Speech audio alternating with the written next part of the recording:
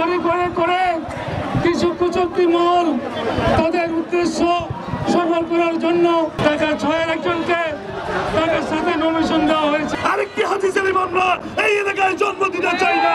দেশনেত্রী খালেদা জিয়া হঠাৎ অসুস্থ হয়ে এবার কেয়ার হাসপাতালে ভর্তি হন। তিনি জীবন মৃত্যুর সন্ধি করে চলে যান। এই অবস্থায় সারা দেশবাসী যখন দুশ্চিন্তায় স্তম্ভিত হয়ে পড়েছে, সেখানে হঠাৎ করে এই 36টা মনোনয়ন ঘোষণা করার কি কারণ ছিল আমাদের জানা নেই। কেননা আমরা তখন দেশনেত্রী বেগম খালেদা জিয়ার সুস্থতার জন্য মসজিদ, মাদ্রাসা, এতিমখানা, হিন্দুদের মন্দির, প্রাকড়া, বিভিন্ন উপাসনালয়ে আমরা দোয়া এবং কোরআন কারি সহ আমরা বিভিন্ন ধর্মীয় অনুষ্ঠান করছিলাম। এমন একটা অবস্থায় দেশনেত্রী বেগম খালেদা জিয়া এখনো সুস্থতায় ফিরে আসেন নাই।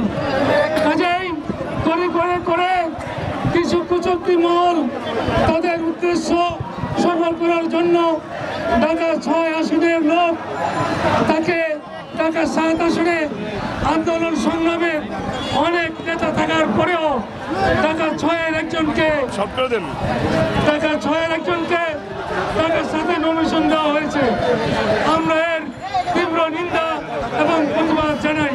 মিছিল, মিটিং সব করেছি আমাদের এই যারা এখানে জনগণ আছে, আমাদের 7 আসনের লোকদেরকে নিয়ে, এলাকাবাসীদের দিয়ে, ঢাকাবাসীদের দিয়ে এবং আমাদের বিএনপির সর্বদলীয় নেতা কর্মীদের নিয়ে আমি আন্দোলন করেছি।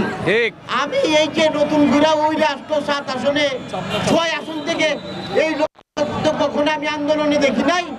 আমরা যত আন্দোলন করেছি, মামলা খেয়েছি, আমাদের কোন নেতা কর্মী কিন্তু কখনো সে 10 টাকা দিয়ে জিগায় নাই, সে বিএনপি করে কখনো বলেই নাই।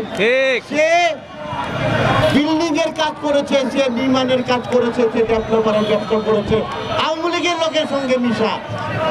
এবং এখন যখন নমিনেশন পেয়েছে, আজকে সে আমাদের 7 আসনে বহিরাগত লোক নিয়ে আজকে মিছিল করতেছে, তারা আমাদের 7 আসনের ভোটার।